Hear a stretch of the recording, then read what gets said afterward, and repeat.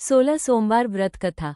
एक बार भगवान शिव जी पार्वती जी के साथ भ्रमण करते हुए मृत्युलोक की अमरावती नगर में पहुंचे।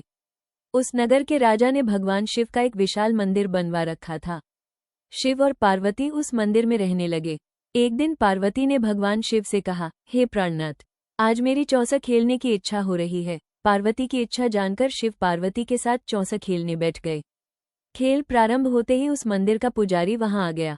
माता पार्वती जी ने पुजारी जी से पूछा कि हे पुजारी जी, ये बताइए कि इस बाजी में किसकी जीत होगी। तो ब्राह्मण ने कहा कि महादेव जी की।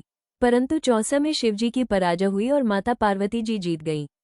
तब ब्राह्मण को उन्होंने झूठ बोलने के अपराध में कोढ़ी होने का श्राप दिया।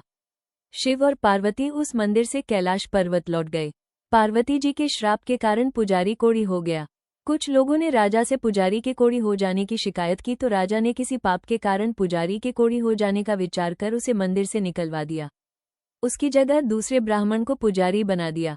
कोढ़ी पुजारी मंदिर के बाहर बैठकर भिक्षा मांगने लगा। कई दिनों के पश्चात स्वर्गलोक की कुछ अप्सराएं उस मंदिर में पधारी और उसे देखकर कारण पूछा। पुजारी ने निसंकोच पुजारी ने उन्हें भगवान शिव और पार्वती जी के चौसा खेलने और पार्वती जी के शाप देने की सारी कहानी सुनाई। तब अप्सराओं ने पुजारी से 16 सोमवार का विधिवत व्रत रखने को कहा।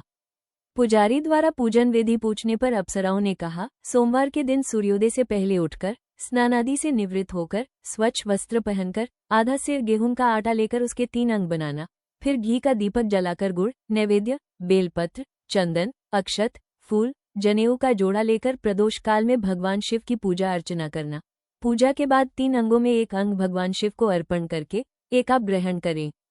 शेष 2 अंगों को भगवान का प्रसाद मानकर वहां उपस्थित स्त्री, पुरुषों और बच्चों को बांट देना।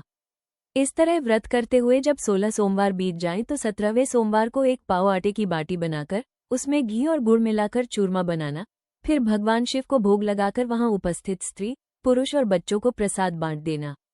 इस तरह 16 सोमवार व्रत करने और व्रत कथा सुनने से भगवान शिव तुम्हारे कोढ़ को नष्ट करके तुम्हारी सभी मनोकामनाएं पूरी कर देंगे। इतना कहकर अप्सराएं स्वर्गलोक को चली गईं। पुजारी ने अप्सराओं के कथनानुसार 16 सोमवार का विधिवत व्रत किया। फलस्वरूप भगवान शिव की अनुकंपा से उसका कोढ़ नष्ट हो गया। राजा ने उसे फिर मंदिर का पुजारी बना दिया। वो मंदिर में भगवान शिव की पूजा करता आनंद से जीवन व्यतीत करने लगा। कुछ दिनों बाद पुनः पृथ्वी का भ्रमण करते हुए भगवान शिव और पार्वती उस मंदिर में पधारे। स्वस्थ पुजारी को देखकर पार्वती ने आश्चर्य से उसके रोगमुक्त होने का कारण पूछा तो पुजारी ने उन्हें 16 सोमवार व्रत करने की सारी कथा सुनाई। पार्वती जी भी व्रत की बात सुनकर बहुत प्रसन्न हुई और उन्होंने पुजारी से इसकी विधि पूछकर स्वयं 16 सोमवार का व्रत प्रारंभ किया। पार्वती जी उन दिनों अपने पुत्र कार्तिकेय के नाराज होकर दूर चले जाने से बहुत चिंतित रहती थीं। वे कार्तिकेय को लौटा लाने के अनेक उपाय कर चुकी थीं, लेकिन कार्तिकेय लौटकर उनके पास नहीं आ रहे थे। 16 सोमवार का व्रत करते हुए पार्वती ने भगवान शिव से कार्तिकेय के लौटने की मनोकामना की। व्रत समापन के तीसरे दिन सचमुच कार्तिकेय वापस लौट आए। कार्तिकेय ने अपने हृदय परिवर्तन के संबंध में पार्वती जी से पूछा, हे माता, आपने ऐसा कौन सा उपाय किया था जिससे मेरा क्रोध नष्ट हो गया और मैं वापस लौट आया। तब पार्वती जी ने कार्तिकेय को 16 सोमवार के व्रत की कथा कह सुनाई। कार्तिकेय अपने एक ब्राह्मण मित्र ब्रह्मदत्त के परदेश चले जाने से बहुत दुखी थे। उसको वापस लौटाने के लिए कार्तिकेय ने 16 सोमवार का व्रत करते हुए ब्रह्मदत्त के वापस लौट आने की कामना प्रकट की। व्रत के समापन के कुछ दिनों के बाद मित्र लौट आया। ब्राह्मण ने कार्तिकेय से कहा, प्रिय मित्र, तुमने ऐसा कौन सा उपाय किया था जिससे परदेश में मेरे विचार एकदम परिवर्तित हो गए और मैं तुम्हारा स्मरण करते हुए लौट आया। कार्तिकेय ने अपने मित्र को भी 16 सोमवार के व्रत की कथा विधि सुनाई। ब्राह्मण मित्र व्रत के बारे में सुनकर बहुत खुश हुआ। उसने भी व्रत किया। 16 सोमवार व्रत का समापन करने के बाद ब्रह्मदत्त विदेश यात्रा पर निकला। वहां नगर के राजा हर्षवर्धन की बेटी राजकुमारी गुंजन का स्वयंवर हो रहा था। वहां के राजा ने प्रतिज्ञा की थी कि एक हथिनी यह माला जिसके गले में डालेगी वो अपनी पुत्री का विवाह उसी से करेगा। ब्राह्मण भी उत्सुकतावश महल में चला गया। वहां कई राज्यों के राजकुमार बैठे थे। तभी एक सजी धजी हथिनी सूंड में जयमाला लिए वहां आई। हथिनी ने ब्राह्मण के गले में जयमाला डाल दी। फलस्वरूप राजकुमारी का विवाह ब्राह्मण से हो गया। एक दिन उसकी पत्नी ने पूछा, हे प्राणनाथ, आपने कौन सा शुभ कार्य किया था जो उस हथिनी ने राजकुमारों को छोड़कर आपके गले में जयमाला डाल दी। ब्राह्मण ने 16 सोमवार व्रत की विधि बताई। अपने पति से 16 सोमवार का महत्व जानकर राजकुमारी ने पुत्र की इच्छा से 16 सोमवार का व्रत किया। निश्चित समय पर भगवान शिव की अनुकंपा से राजकुमारी के एक सुंदर, सुशील व स्वस्थ पुत्र पैदा हुआ। पुत्र का नामकरण गोपाल के रूप में हुआ। बड़ा होने पर पुत्र गोपाल ने भी मां से एक दिन प्रश्न किया कि मैंने तुम्हारे ही घर में जन्म लिया, इसका क्या कारण है। माता गुंजन ने पुत्र को 16 सोमवार व्रत की जानकारी दी। व्रत का महत्व जानकर गोपाल ने भी व्रत करने का संकल्प किया। गोपाल जब 16 वर्ष का हुआ तो उसने राज्य पाने की इच्छा से 16 सोमवार का विधिवत व्रत किया। व्रत समापन के बाद गोपाल घूमने के लिए समीप के नगर में गया। वहां के वृद्ध राजा ने गोपाल को पसंद किया और बहुत धूमधाम से अपनी पुत्री राजकुमारी मंगला का विवाह गोपाल के साथ कर दिया। 16 सोमवार के व्रत करने से गोपाल महल में पहुंचकर आनंद से रहने लगा। 2 वर्ष बाद वृद्ध राजा का निधन हो गया तो गोपाल को उस नगर का राजा बना दिया गया। इस तरह 16 सोमवार व्रत करने से गोपाल की राज्य पाने की इच्छा पूर्ण हो गई। राजा बनने के बाद भी वो विधिवत 16 सोमवार का व्रत करता रहा।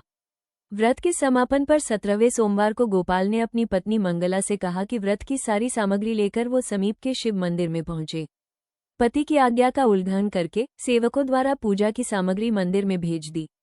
स्वयं मंदिर नहीं गई। जब राजा ने भगवान शिव की पूजा पूरी की तो आकाशवाणी हुई, हे राजन, तेरी रानी ने 16 सोमवार व्रत का अनादर किया है, सो रानी को महल से निकाल दे, नहीं तो तेरा सब वैभव नष्ट हो जाएगा। आकाशवाणी सुनकर उसने तुरंत महल में पहुंचकर अपने सैनिकों को आदेश दिया कि रानी को दूर किसी नगर में छोड़ आओ। सैनिकों ने राजा की आज्ञा का पालन करते हुए उसे तत्काल उसे घर से निकाल दिया। रानी भूखी प्यासी उस नगर में भटकने लगी। रानी को उस नगर में एक बुढ़िया मिली। वो बुढ़िया सूत काटकर बाजार में बेचने जा रही थी, लेकिन उस बुढ़िया से सूत उठ नहीं रहा था। बुढ़िया ने रानी से कहा, बेटी, यदि तुम मेरा सूत उठाकर बाजार तक पहुंचा दो और सूत बेचने में मेरी मदद करो तो मैं तुम्हें धन दूंगी। रानी ने बुढ़िया की बात मान ली, लेकिन जैसे ही रानी ने सूत की गठरी को हाथ लगाया तभी जोर की आंधी चली और गठरी खुल जाने से सारा सूत आंधी में उड़ गया। बुढ़िया ने उसे फटकार कर भागा दिया। रानी चलते चलते नगर में एक तेली के घर पहुंची। उस तेली ने तरस खाकर रानी को घर में रहने के लिए कह दिया, लेकिन तभी भगवान शिव के प्रकोप से तेली के तेल से भरे मटके एक एक करके फूटने लगे। तेली ने भी भागा दिया। भूखी प्यास से व्याकुल रानी वहां से आगे की ओर चल पड़ी। रानी ने एक नदी पर जल पीकर अपनी प्यास शांत करनी चाही तो नदी का जल उसके स्पर्श से सूख गया। अपने भाग्य को कोसती हुई रानी आगे चल दी। चलते चलते रानी एक जंगल में पहुंची। उस जंगल में एक तालाब था। उसमें निर्मल जल भरा हुआ था। निर्मल जल देखकर रानी की प्यास तेज हो गई। जल पीने के लगी रानी ने तालाब की सीढ़ियां उतरकर जैसे ही जल को स्पर्श किया तभी उस जल में असंख्य कीड़े उत्पन्न हो गए। रानी ने दुखी होकर उस गंदे जल को पीकर अपनी प्यास शांत की।